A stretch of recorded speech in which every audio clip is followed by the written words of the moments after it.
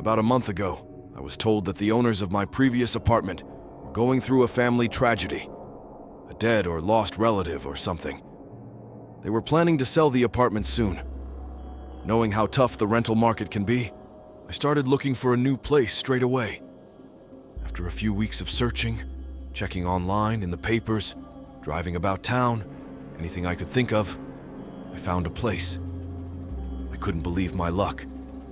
Some of my friends had recently spent months, if not much longer, trying to find housing.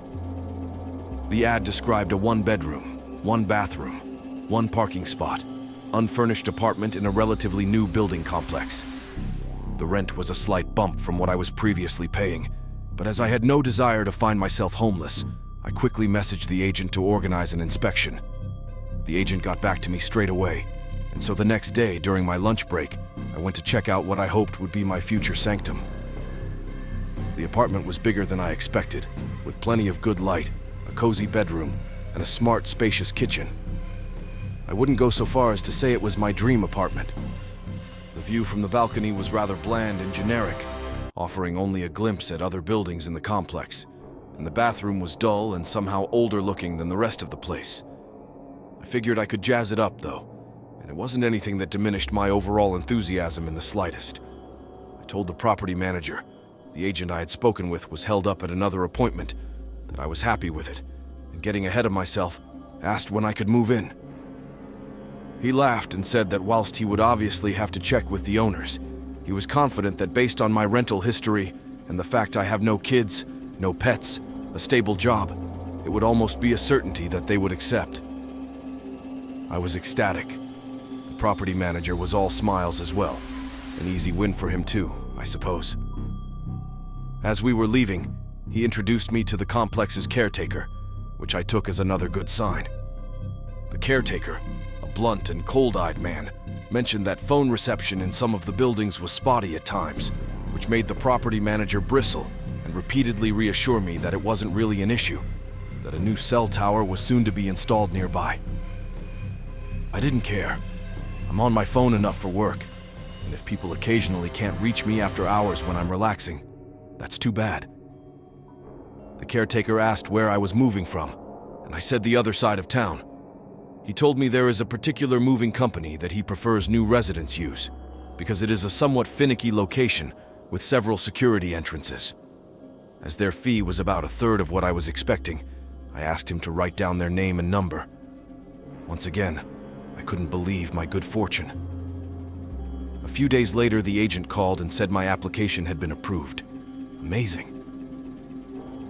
I left work early and signed all the papers that afternoon.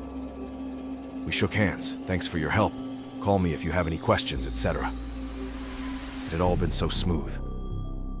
I moved in last week. The moving company was punctual and efficient. No frills. Just one guy in a big van. I think he was foreign. He had an accent and wore a face mask the whole time, only saying a few gruff words to me. But he clearly knew the drill, as all my stuff was picked up and brought to my new apartment within a couple of hours. Home sweet home. Not that my old place had been awful, but as it happens with many changes of circumstance, I felt like I had started the next chapter of my life. I settled in for a few days, finding no issues or hidden oddities, before I had to go across country for a work conference, which I had known about for ages, and I wanted to be secure before I went. The conference was lackluster. It was work, after all. But it was good to catch up with colleagues who worked in different parts of the country, but nothing spectacular. I was looking forward to getting back. My morning flight was delayed, typical, so I was already a little sulky when I arrived back in town. I took an Uber to my new apartment and lugged my bags up to my floor. I dug into my coat, pulled out my keys, and went to unlock the front door. But it wouldn't unlock. I tried again. Locked. I double-checked to make sure I was using the right key, as I had been given a few. One for the front door, one for the main security entrance to the whole complex, one for my parking spot, garage. I tried all three. Locked. I tried every key on my keychain. Locked. Grumpy from rising early yet getting back later than intended, I decided this wasn't going to be solely my problem. I picked up my bags and left the building, down to the caretaker's office. I explained my situation. The caretaker looked at my key, said it didn't look misshapen or damaged in any way. He ducked out to a back room and came back with my spare key, or a master key for the whole complex. I'm not sure, as we didn't end up needing it. I was heading towards the ground floor entrance to my building when I noticed that the caretaker was continuing ahead. He turned back and frowned.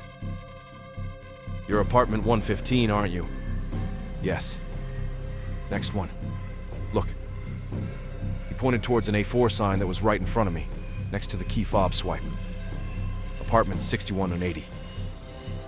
This threw me. Had I been so exhausted that I went into the wrong building? No, I saw 115 on the door, my door, that I tried to unlock. I distinctly remember that. Or did I? I had been in a hotel for the last few nights. Maybe I had gone to whatever my hotel's room number had been. In fact, what was the number of the room that I stayed in? I had only checked out this morning, but I couldn't recall it. Feeling like a bit of an idiot, I followed the caretaker along to the next building. He pointed again to an equally tacky sign. Apartments 101, 120. Right. He held the entrance door open for me. "Thank you very much." Probably thinks I'm mental. And we went up to my floor. Outside my door, 115, he handed me back my key. I slid it in and turned. The door unlocked and swung open. I went into my apartment. Everything was as I had left it. It needed a bit of tidying up and decorating to make it homely, sure, but I had only moved in last week. Any mess was forgivable. Still, as I was already feeling quite a schmuck, I mumbled that I had probably just gone into the wrong building, thanked the caretaker for his help. He said no worries and left. I walked around for a few minutes. Nothing was out of place. Good. Just a simple mix-up. Bound to happen. No drama. I was just tired. In fact, I decided it wasn't too late to take a nap. When I awoke, I found things weren't exactly as I had left them. Nothing major, nothing astonishing or immediately bone-chilling in any case. The first was the view from my balcony. Opening the blinds, I found it just looked different. A slight change of angle. The opposite building looked odd. Had my neighbors always had a boxing bag hanging on their balcony? Or that one? Did that one have so many pot plants when I last saw it? I didn't ponder too much about this. After all, I have only spent a few days here, and am not one to snoop too closely on fellow tenants. As long as they're clean and quiet, I really don't care. The second relates to a slight neuroticism of mine. Forgive me if it sounds pedantic, but I know we all do these little things in some way or another. When I put toilet roll on the holder, I always make sure it is turned so the hanging strip is away from the wall, not next to it. Until living with roommates, I thought everyone did this. Fussy, perhaps, but it just makes sense. Why would I want my knuckles rapping against the wall when I pull the strip? Well, when I went to the bathroom after my nap, I noticed the roll was facing the other way, towards the wall. Now, this isn't exactly sinister, I admit, but it is not something I would ever intentionally do. I tried to remember how many times I had used the bathroom since I moved in, and quickly gave up on this. Maybe because of the stress of unpacking, and in my eagerness to set everything up, I had put it on the wrong way. No big deal. The third thing was much more conspicuous. It was evening by now and starting to get cold, so I went to my bedroom to get some socks. Opening my sock drawer, I found pants. My pants, yes. All exactly as I had left them. However, my pants don't go in the top drawer. My socks go in the top drawer. Always. Opening the drawer below it, I found my socks and pulled out a pair. This was most egregious. The balcony view, the toilet roll. Those could both be easily excused as a lapse of concentration. But not my sock drawer. Of course, I had had to pack up all my clothes during the move, put them in bags, take out the drawers, put them back in one by one. It was not impossible, or even unlikely, that in the rush of reassembling all my furniture, that something ended up out of place. However, it is impossible that I wouldn't have noticed this by now. Like everyone, I'm sure, I have a very particular morning routine. The order my clothes go on is part of that routine. I spent several days at my apartment before going to the conference. New apartment, sure, but same dressing procedure. There's no question in my mind that I would have realized my error and swapped the drawers back to their correct positions. Something didn't feel right. Had I indeed gone into the wrong building when I came back? I thought so. But how would that make sense? Even if I had, it still didn't explain why something felt off with this apartment. I decided to call the agent. I wanted to ask which building we had gone into during the viewing. I had thought it was the third building on the right, the one I must have accidentally gone into earlier today, not the fourth building that I am currently in. I was scrolling through my phone when I remembered that the agent hadn't been with me that day. It was his associate, the property manager, and I didn't have his number. Checking the time, I saw it was now well after business hours, but I was still feeling perturbed. I would have to call him tomorrow. I could try to find his number at least. What was his name? I Googled the real estate agency. It's a nationwide agency, so that obviously didn't help. I narrowed down my search by typing agency name plus town name. The results were alarming. The local site for the agency was the top link, but it was impossible to miss the many other articles that detailed a much grimmer subject. I read several of them, all with the same general content. I've copy-pasted one of the shorter ones here, with some of the information edited, as I am now feeling quite exposed and vulnerable. Family members of missing real estate agent, still hoping for her safe return. The family of missing real estate agent, Jacqueline, redacted, 27, are still maintaining hope that she could be found safe and unharmed. It's been 3 months, and we know how these sorts of cases usually go, said Jacqueline's father in a statement. But she's a tough young lady. Whatever is going on with her, she's doing her best, and I know she's still out there. We're all still so confused and in shock, said Jacqueline's mother. She's such a sensible woman. She would never get up and disappear like that. Jackie gets along with everyone. She's so kind, so beautiful. I can't imagine that anyone would ever want to hurt her. A police investigation has cleared her family and boyfriend, redacted, of any involvement in Jacqueline's disappearance, with officials stating that they are treating it as suspicious and are concerned for her well-being. Ms. O. redacted was last seen at her workplace of XXX Realty Group on April 17th. She told colleagues she was going out to provide a viewing of a rental apartment in suburb. But according to the prospective tenant, she never showed up, and she did not return to her office that day.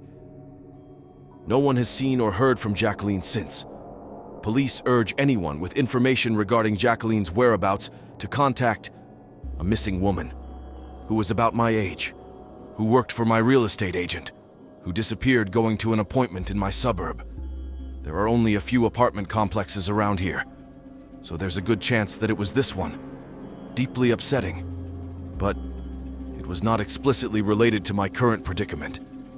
Spooky, for sure. Sad, yes. For me, well, I was just remembering a few things wrong, mixing them up.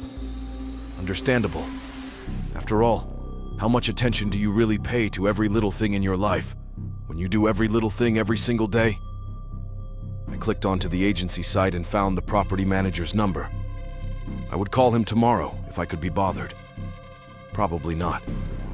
Even though I hadn't done much today, I usually had a shower before bed, and additionally, wanted to thoroughly rid myself of any hotel room filth still clinging to my body. Also, showers are a good reset. Good to take your mind off things. As I got in, something in the bathtub caught my eye. The plug hole in the bath was much more worn than I had previously noticed. It wasn't dirty or grimy exactly, but it did have an odd color to it. It looked faded, almost corroded, as if it had been exposed to something for some time. When I finished showering, I inspected the plug hole closer. definitely pallid and washed out. Looking around the tub, I saw that while sparkly white, it was a bit dusty. I would have to give it a once-over tomorrow, but not tonight, not after a shower. Cleaning comes before showers. I thought I would get out some cleaning products and leave them on the counter to remind me in the morning. I couldn't remember which ones I had brought with me in the move and which ones I had just chucked out. I thought I better have a look and see what I might need to pick up from the store. Checking the cabinet under my kitchen sink, I took out all the usual suspects. Good. I wasn't lacking anything. Then I saw it, towards the back, to the right, behind the pipes. I could easily have missed it. It was so dark, so hidden. A bag. I pulled it out. A black satchel, a tote of some sorts. It wasn't solid. Clearly there were a few things inside. I opened it up and tipped out its contents. Rope. Long, bundled rope. Duct tape. Thick, heavy-duty duct tape. Plastic bottles. Unlabeled cryptic liquid swilling within 3 plastic bottles. Terrifying. This was truly messed up. I couldn't wait until tomorrow, not after finding this. I had to do something. Call someone. I remembered the agent telling me that the apartment complex has all-hour security. How do I get in contact with them? What was the number?